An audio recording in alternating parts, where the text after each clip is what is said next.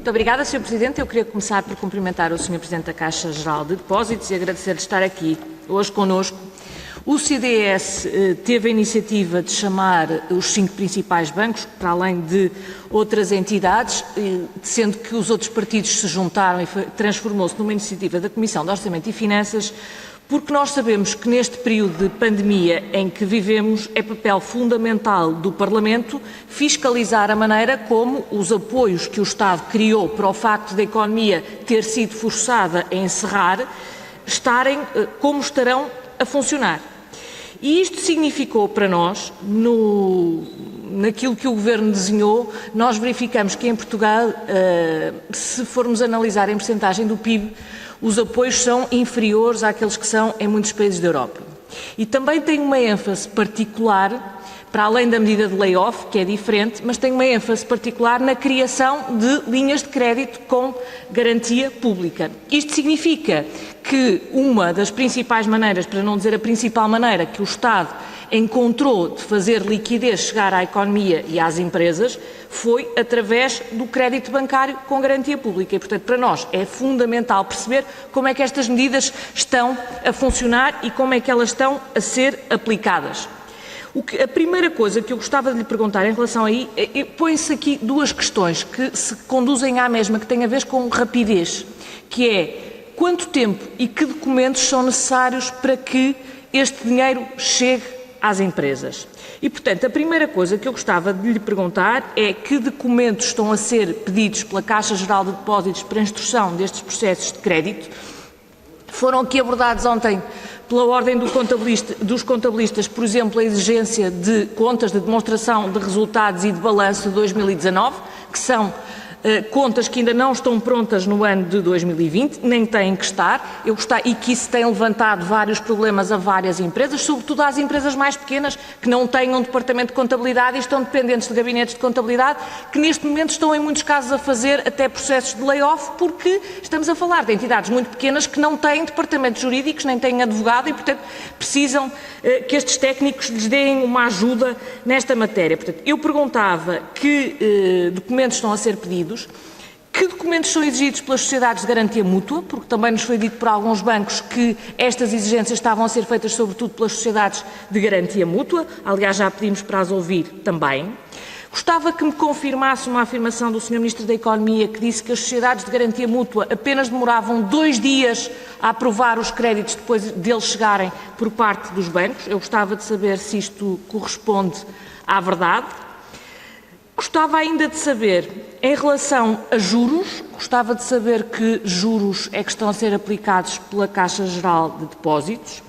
Se estão a ser pedidas, temos notícia disso em alguns bancos, embora todos assegurem que já terão deixado de o fazer, que estariam a exigir garantias pessoais, designadamente avalos dos sócios, para a parte do empréstimo que fica fora da garantia pública, para os 20%.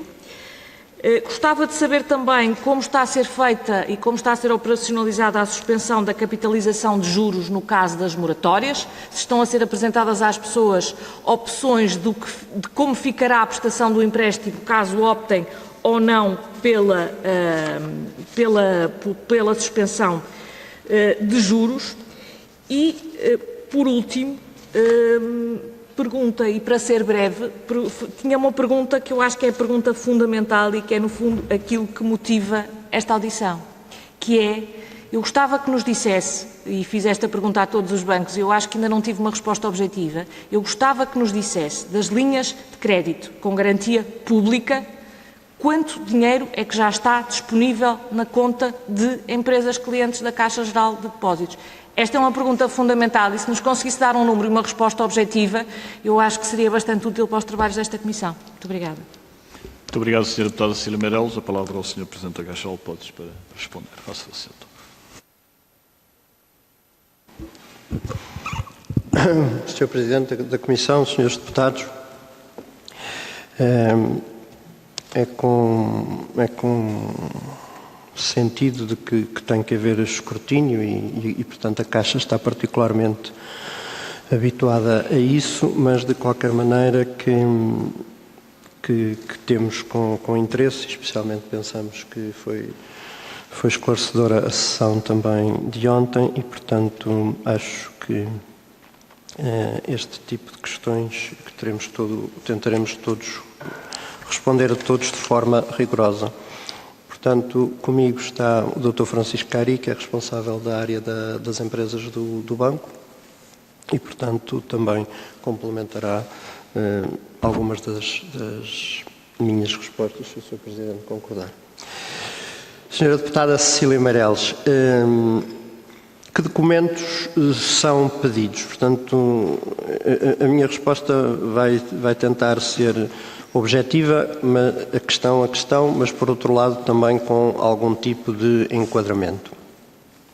Que documentos são pedidos? Nós basicamente, portanto, pedimos os documentos que estão previstos nas linhas. E, portanto, sobre a questão se são pedidas demonstrações financeiras de 2019, não são. E, portanto, a Caixa não pede as demonstrações de 2019. Mas aqui vale a pena não termos nenhuma confusão. Toda a atividade do crédito se baseia em informação. Todo o custo do risco é por informação. Como é que se distingue o custo do risco? É porque temos informação que uma empresa tem uma determinada solidez, ou tem uma determinada rentabilidade, ou pode fazer face ao serviço da dívida. E, portanto, não confundamos nós, neste período e nesta altura, que, como se disse, ainda não houve sequer a questão do cumprimento legal, portanto não há atraso da apresentação das demonstrações financeiras, não se confunda isso de os bancos deverem dar dinheiro sem informação ou sem qualquer tipo de exigência, porque senão é mesmo dar em vez de emprestar. E, portanto, este é um ponto que me parece que é muito importante e que nós frisamos. Depois, claramente, também concordamos com a Sra. Deputada que uma coisa são as micros e as pequenas empresas, onde, de facto, muitas delas, como sabemos, têm contabilidade simplificada e, portanto, a informação é a habitual, e muitas delas dependem do conhecimento que os bancos têm do seu historial enquanto clientes e da sua prática de anos. Outra coisa é uma média e uma grande empresa, onde emprestamos milhões e que, obviamente, tem que ter os balancetes, tem que ter documentos e com informação detalhada. Não se empresta nem dinheiro da Caixa, que é dos contribuintes, nem dinheiro com a linha, que também é dos contribuintes, sem ter informação. Mas, portanto, objetivamente, não pedimos esse tipo de documentos. Os documentos que estão a ser pedidos pela SGM, penso que foram aqui suficientemente detalhados e, portanto, esses são pedidos e nós cumprimos. Vale a pena dizer que, como já foi referido, que da primeira linha para a segunda houve um conjunto adicional de documentos que passou a ser pedido. Depois, a segunda questão era se a SGM estava a fazer a aprovação em 2 dias.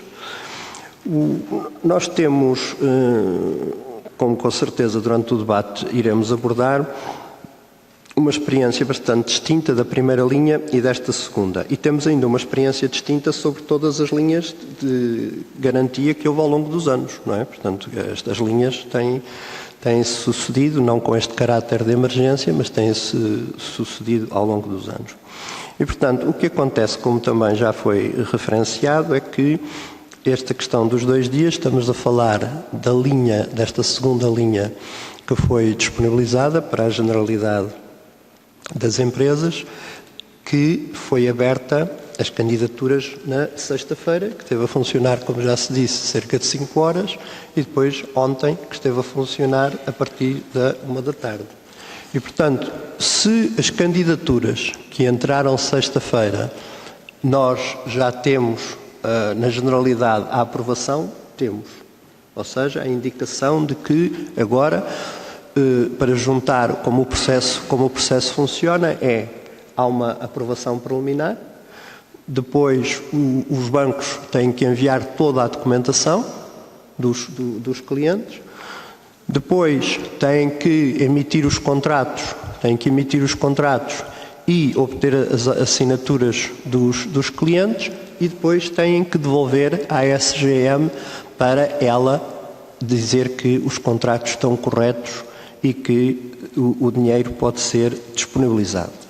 Portanto, quanto à questão dos 2 dias, é assim que ela funciona. O processo todo, até o dinheiro cair na conta, obviamente é um processo bastante mais demorado, que, no entanto, eu penso que cada vez será mais rápido e encurtado. O que é que nós temos? Por exemplo, nesta fase, nós estamos a financiar, portanto, estamos a recolher os contratos junto dos clientes. Portanto, desta linha, obviamente, ainda basicamente, respondendo também à sua questão, desta linha ainda não há dinheiro disponibilizado em montantes significativos. Depois a questão dos juros.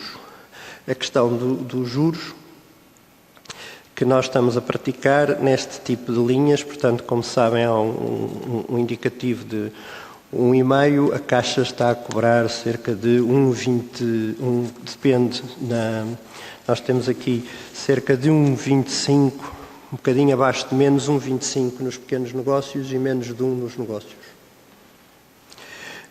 Mas aqui eu queria aproveitar, e com certeza isto será abordado várias vezes durante este esclarecimento que eu tentarei dar, é totalmente uma falácia dizer que o custo do dinheiro é caro. Totalmente.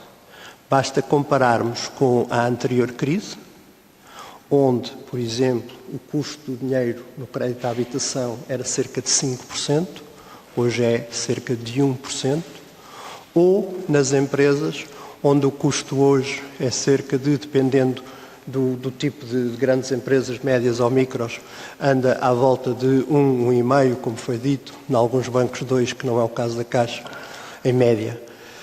E na anterior crise era cerca de 4. Portanto, uma questão concreta e objetiva, que ontem penso que ficou aqui clara, é o problema não é o custo do dinheiro. Aliás, esta crise é bastante diferente da anterior. Porquê? Na anterior, como todos sabem, havia problemas de liquidez. Os bancos foi-lhes cortada a liquidez. E quando cortaram a liquidez, portanto, os próprios bancos perderam o mercado monetário e perderam o interbancário e perderam o acesso ao mercado internacional de dívida. E, portanto, isso fez com que, na anterior crise, se restringisse a concessão de crédito. Nesta, como viram, todos os bancos querem dar crédito. E, portanto, os bancos têm ampla liquidez. E, portanto, sobre o preço do dinheiro, gostava que isto ficasse muito claro. Mas, com certeza, vamos depois discutir as rentabilidades e muitas outras coisas.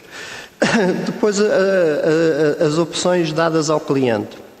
Sobre as opções dadas ao cliente, nós temos vindo a falar com os clientes, já vamos dar os números de quantas moratórias temos e os valores exatos, mas basicamente há aqui uma questão. O que é essencial para os clientes da Caixa é o crédito à habitação, porque os milhares e milhares de moratórios que foram dados nos pequenos créditos, nos créditos ao consumo, a Caixa aí tem uma cota muito pequena, não é? E, portanto, quando estamos a falar em termos absolutos, necessariamente é muito menor o tipo de moratórias que a Caixa dá para o crédito ao consumo face aos outros. Tentando objetivar os números, nós temos de pedidos nas moratórias legais cerca de mais de 20 mil operações no total a particulares de mais de 1,4 mil milhões de euros. Nas empresas temos 9.600 pedidos, de cerca de 10 mil pedidos, de cerca de um pouco mais de perto de 1.000 milhões de euros. E depois temos ainda as moratórias da Caixa. Na questão, contudo, de que dinheiro é que está a chegar aos clientes, nós vale a pena dizer, a questão essencial para a Caixa é, obviamente, o que está a fazer chegar aos clientes neste momento, mas a Caixa só de novo financiamento nestes meses, digamos, da crise, não é? Nós concedemos um financiamento de 1,8 mil milhões de euros. Portanto, bastante mais do que a nossa cota nas linhas. E, portanto, as linhas são muito importantes, mas não vamos esquecer que a Caixa é líder de mercado no médio e longo prazo, fora este tipo de linhas e este tipo de montantes. Depois ainda a Caixa tem linhas pré-aprovadas, ou seja, comprometidas e não revogadas. Isto é uma diferença bastante grande face à última crise, que quando os bancos não deixaram de ter liquidez, imediatamente revogaram uma série de linhas porque já sabiam que não tinham dinheiro para honrar. Portanto, a Caixa tem 4.600 milhões para poder, não é para poder, é que estão aprovados, sem fazer nada. Os clientes chegam e utilizam quando precisarem. E depois temos nas linhas Covid, temos 4,3 mil milhões de euros aprovados, no total de 26 mil operações. Portanto, a Caixa, em termos concretos, neste período, o que está pré-aprovado, o que tem de linhas abertas e o crédito já com dinheiro na conta dos clientes, tem o valor de 10,7 mil milhões de euros. Portanto, eu vou repetir, 10,7 mil milhões de euros. Com cerca de 35 mil operações, fora a das linhas comprometidas, que isso obviamente são para muito mais clientes. Depois, há outra questão, respondendo à senhora deputada, sobre o que é o dinheiro na conta ou não. Na parte da moratória, só esta primeira prestação, nós, portanto, ficou o dinheiro na conta dos clientes, portanto, que não foi para a Caixa, não é? Porque por via da moratória, de 40 milhões de euros no mês. E, portanto, este é dinheiro concreto que não saiu da tesouraria das empresas e, portanto, sem ficarem em incumprimento. E, portanto, espero ter respondido, com certeza a seguir terei a oportunidade de voltar a estes assuntos.